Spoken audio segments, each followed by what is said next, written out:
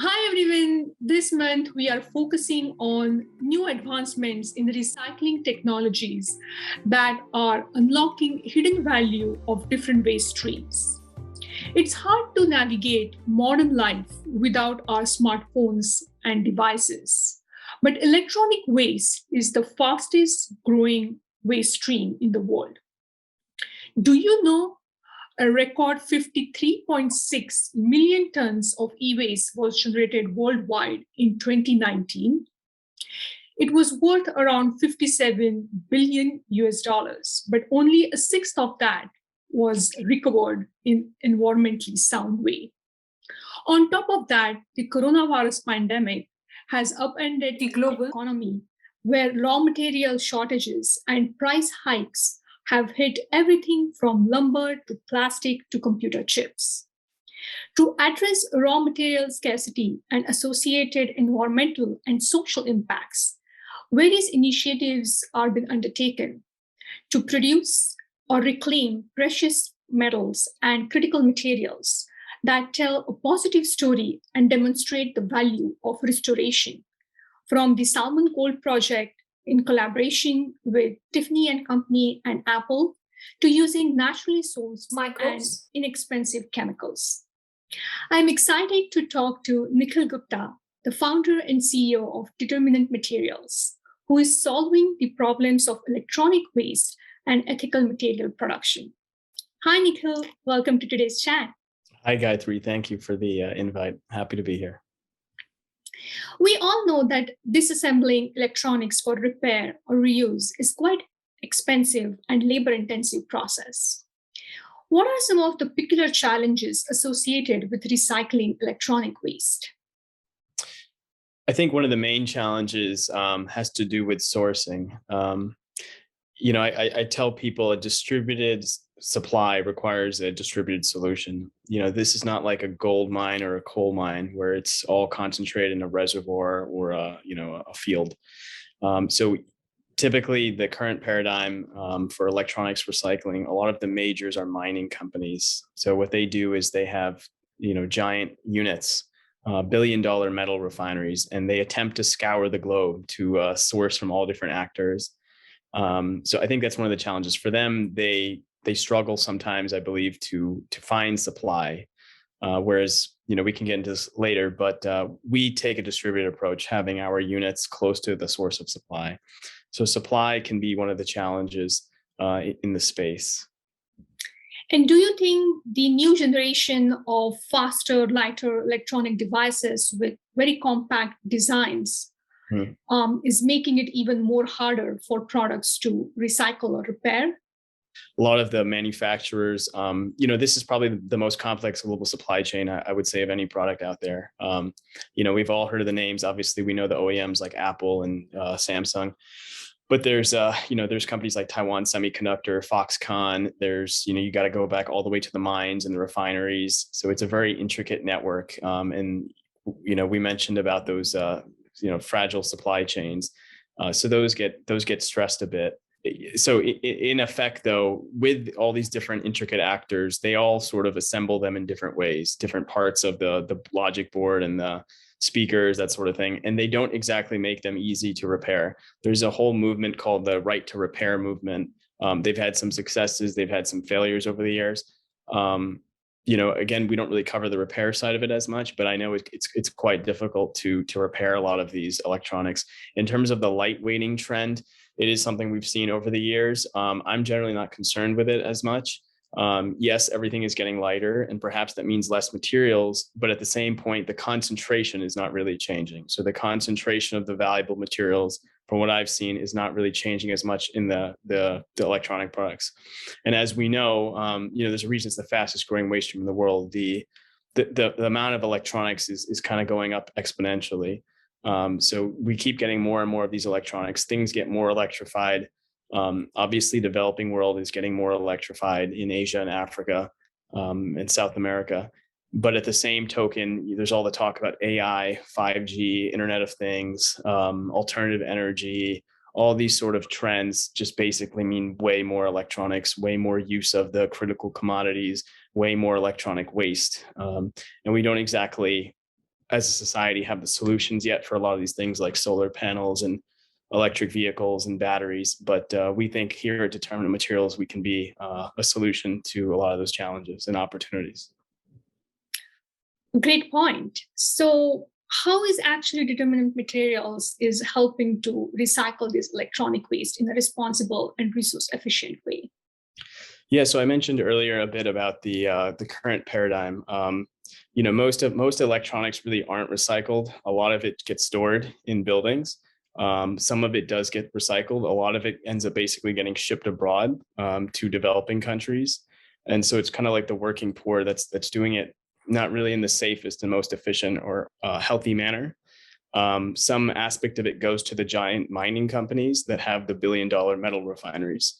So I mentioned the challenges with sourcing for that. What we do at Determinant Materials, we have a patent pending technology we call the micro refinery. So the micro refinery is designed to be a small scale unit that's flexible in the operation.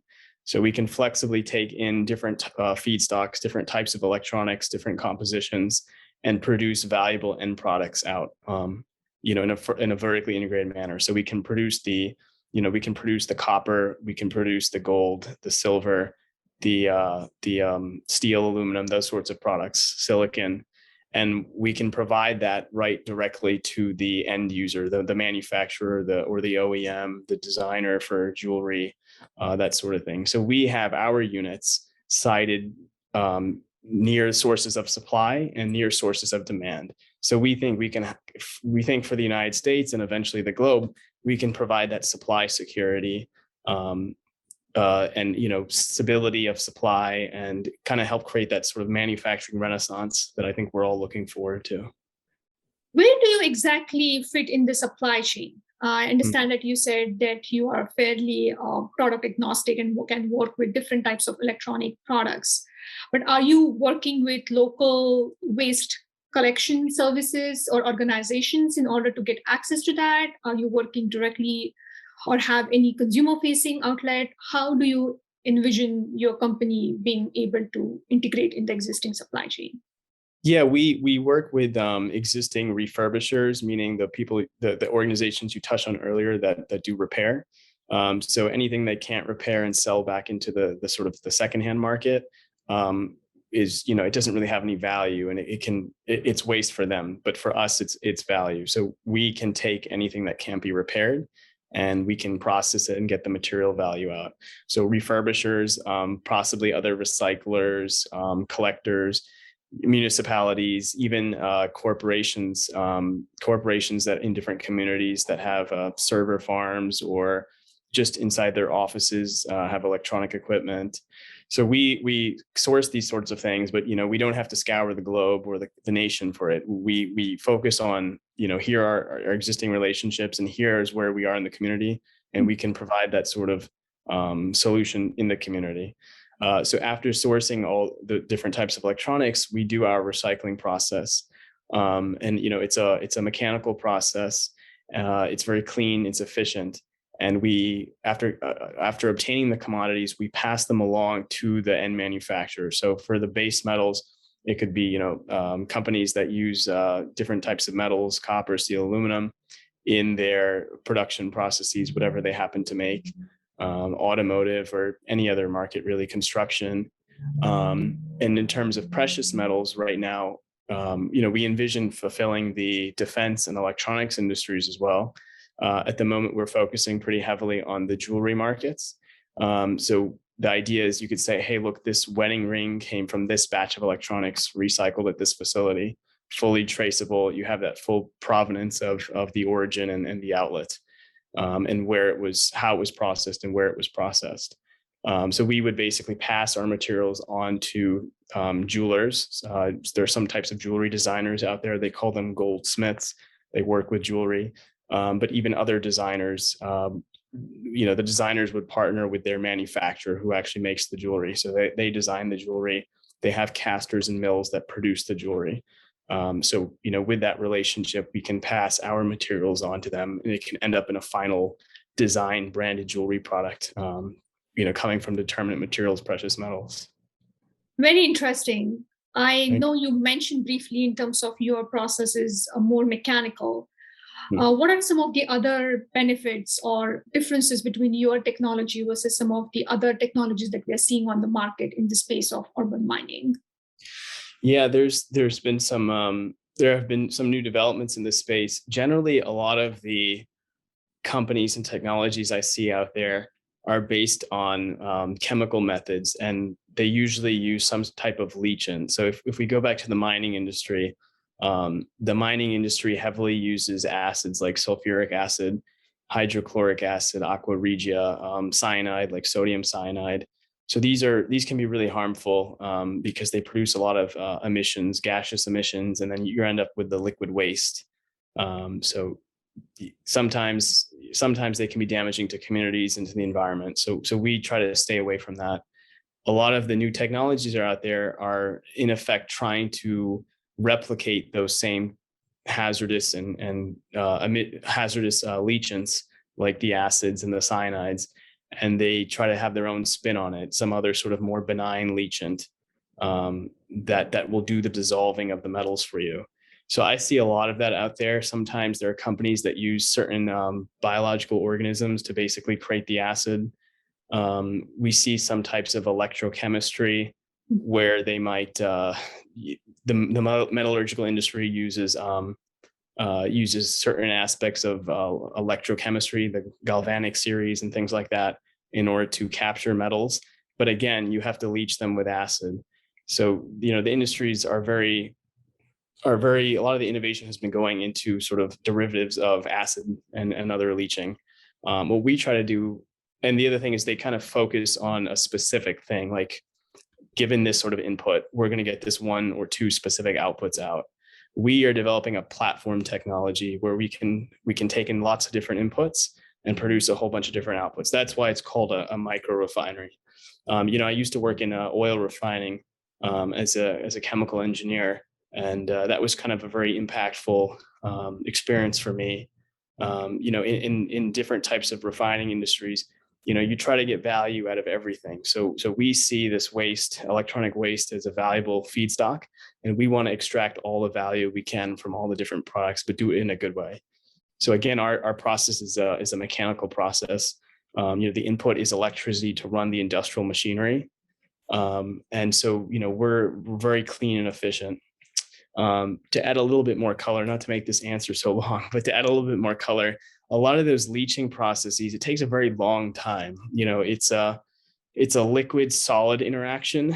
If you go back to chemistry and chemical reaction engineering, transport phenomena, you're talking about that interface between the solids and the liquids.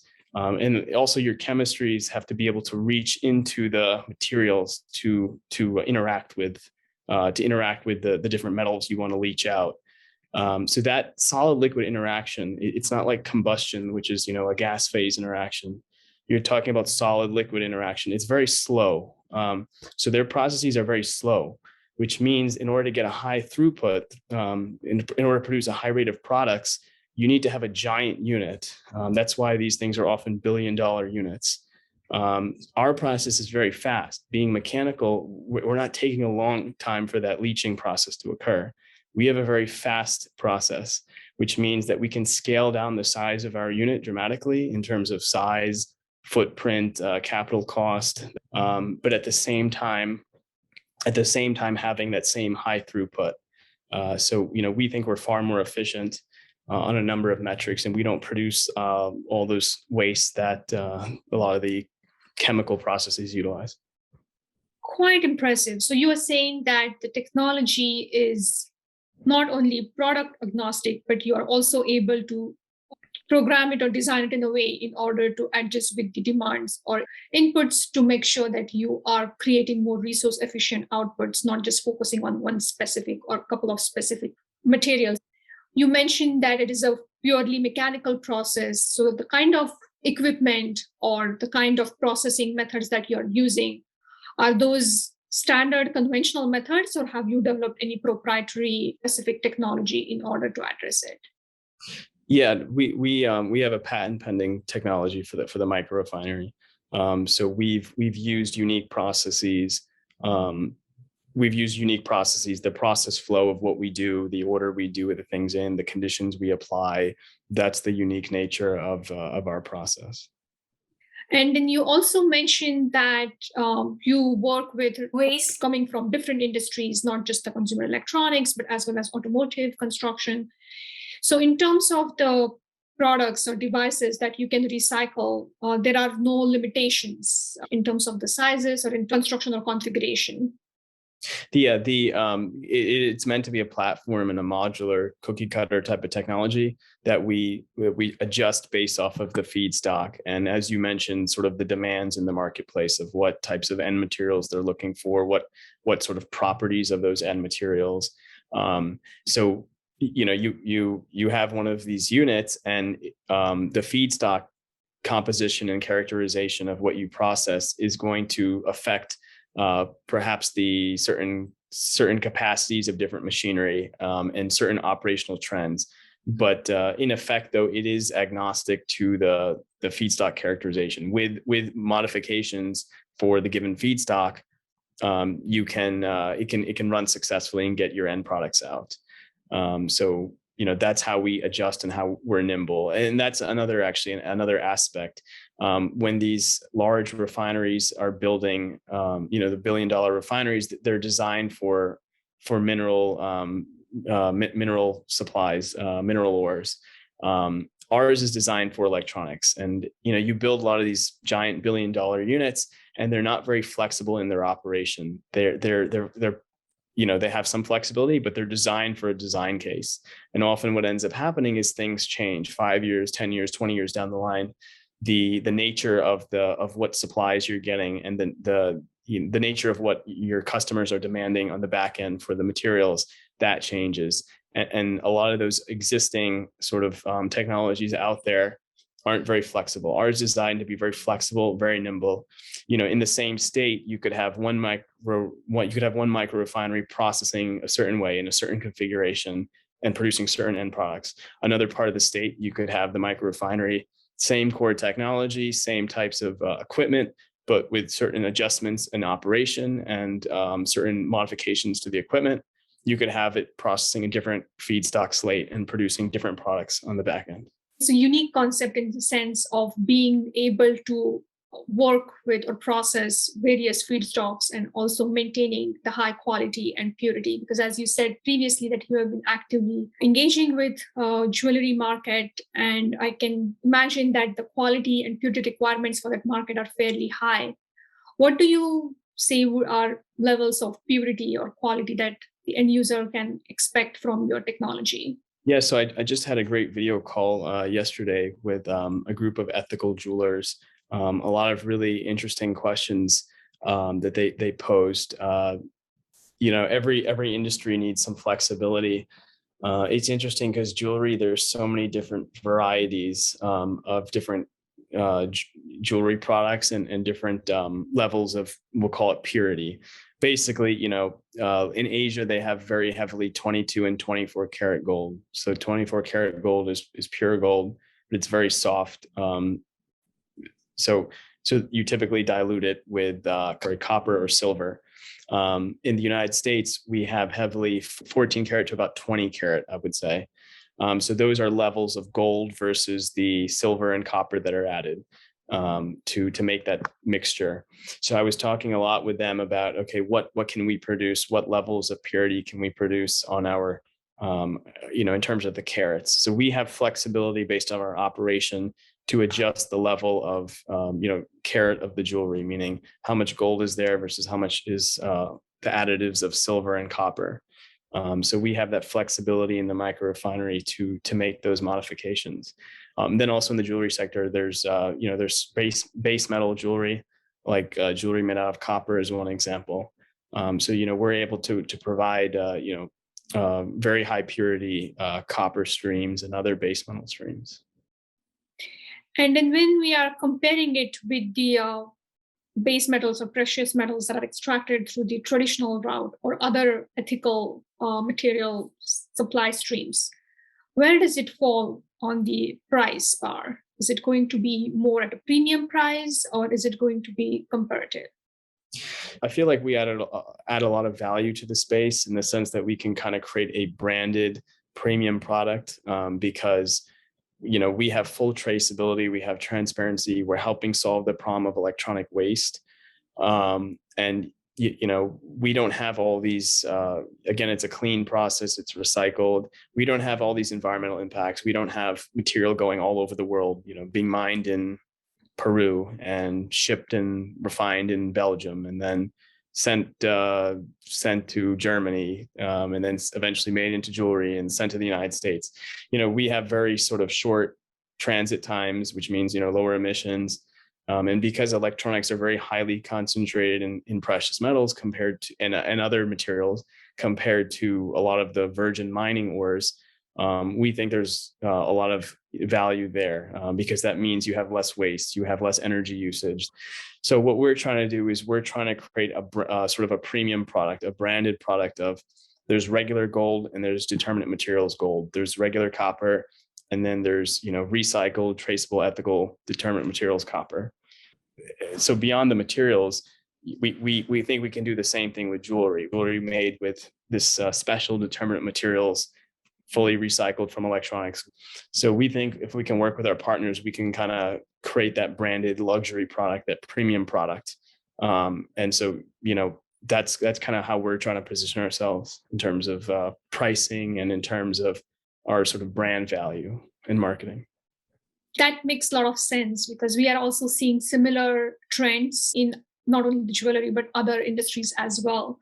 That there is certainly an appetite from the consumer side as well in terms of accepting and actually encouraging brands who are committed to using ethically sourced materials and who are able to share that story in a very clear and a conclusive way, in order to make sure that end consumer also understands the value of using these materials in terms of minimizing their environmental impact, and that leads towards circular economy. So it's certainly much more valuable, as you mentioned, in addition to the actual value of the material itself.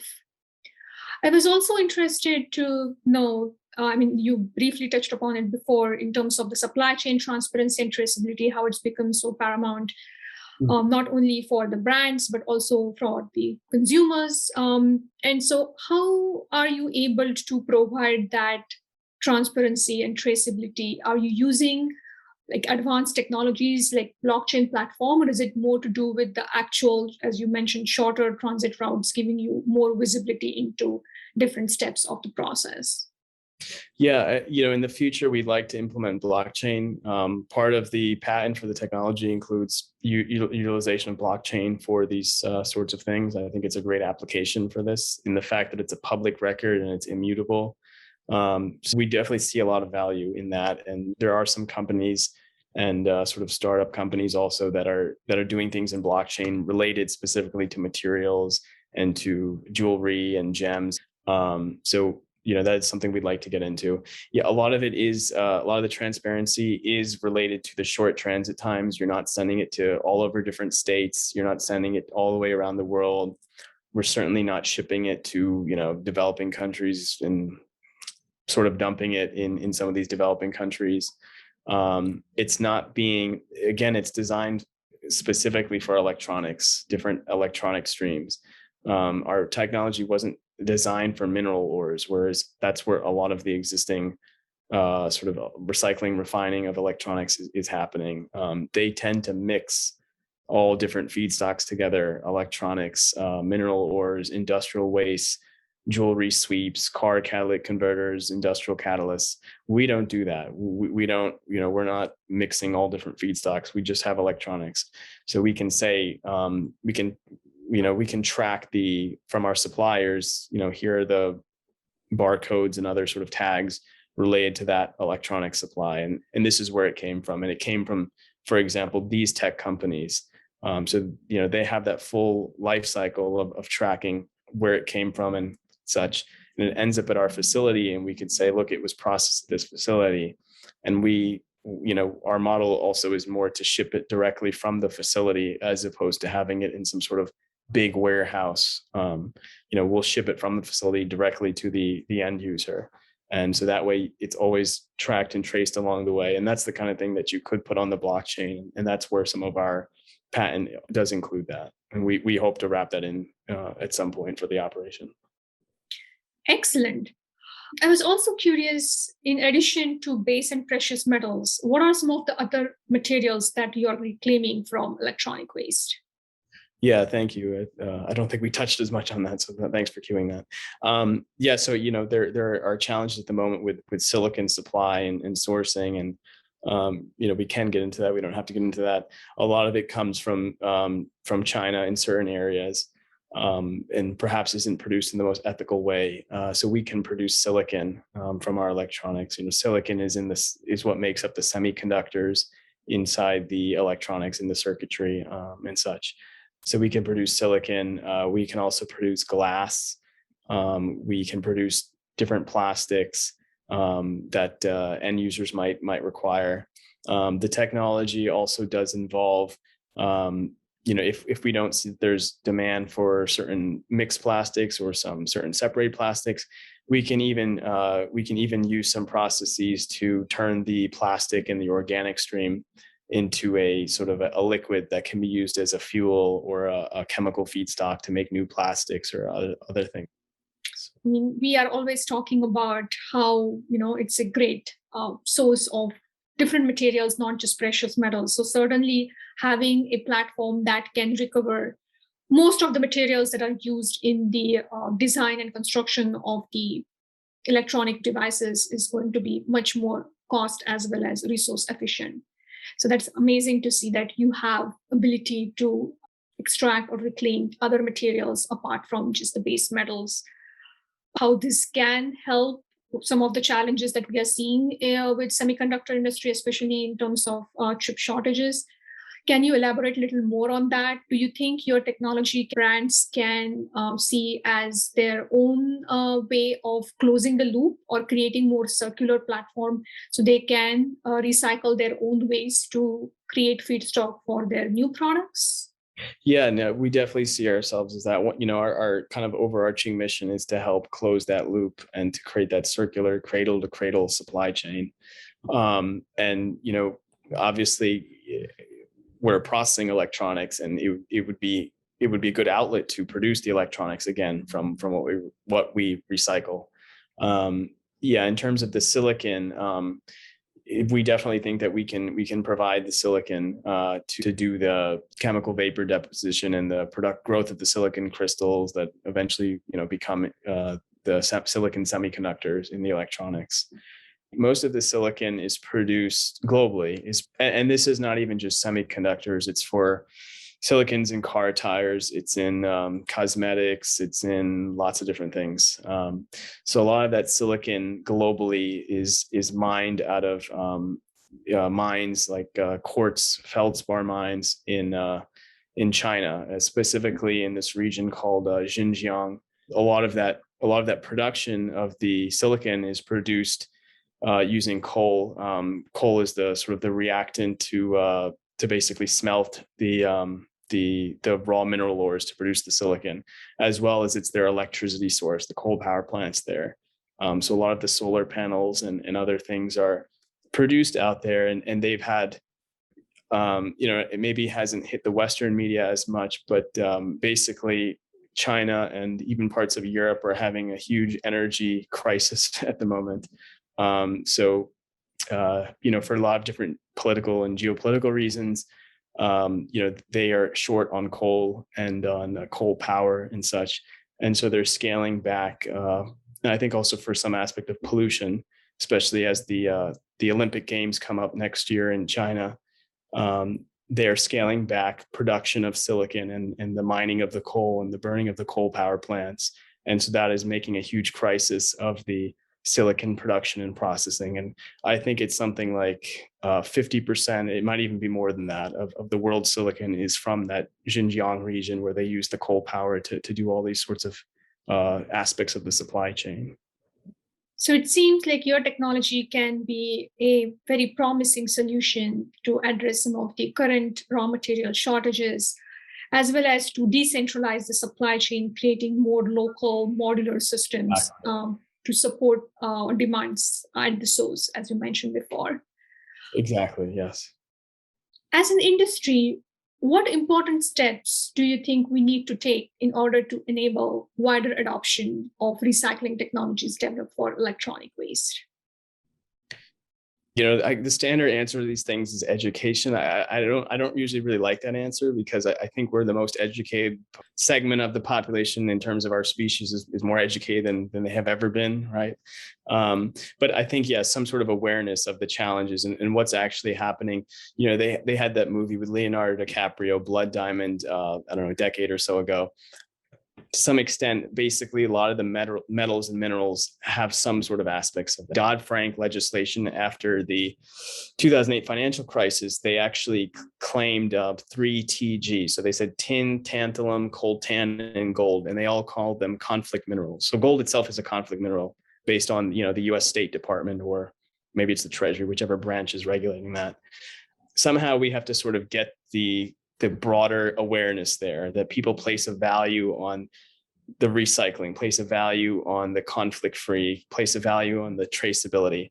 Definitely, there are forward-thinking jewelers out there. There are forward-thinking consumers, but we have to get the broader population to understand that. Perhaps in the way that, we talk a lot about climate change and ending fossil fuels and stuff. I think the understanding of the mining and the mineral aspects of that space needs to get the same level of attention there. And then furthermore, I think if societies and banks and governments kind of place a sort of emphasis on helping companies in this space that are trying to do important things. It's not just about creating electric vehicles and solar panels. It's about producing the silver and the palladium and the cobalt, et cetera, that's needed to create that kind of future that we envision. That's just as important, if not more important, if you ask me. So I think there are ways that governments and business loans and investors, if they start to realize the implications of the kind of the world they're trying to build, if we're not careful, we could end up doing more damage with our good intention than what the current state of society is right now. So I think that we need to kind of focus a lot on, okay, where are we going to get all these materials from? And how are we going to process all of these electronic materials we're talking about? And how do we do it in a way that is decentralized, that is sort of more supply secure, and that is better for the environment, and that provides a more robust solution? The fact that as we are electrifying pretty much every aspect of our life, it is going to be very critical for all of us to work together, from the government, from the regulatory framework, as well as companies, to educate even consumers, as you said, because not each and everyone is aware of the implications and the different steps that are involved in the manufacturing or the extraction of minerals and how they end up affecting the environment. The societal aspect of it as well is equally important to evaluate. More work needs to be done in order to bring society to a level where we can start appreciating these newer developments and advancements and help enable suppliers or manufacturers who are working on these platforms to create more sustainable and ethical supply chain. Yeah, part of the onus is definitely on us, companies like Determinant Materials, on our suppliers, and on our end customers. The onus is also partly on us to market well, to brand well, to do the outreach, to make sure people understand the value we're providing and why we're different and how we are helping to build a better society. So it comes from a lot of different layers, and we're responsible, but so are other actors. What is next for the company? I mentioned that we recently had a call with an ethical jewelry group.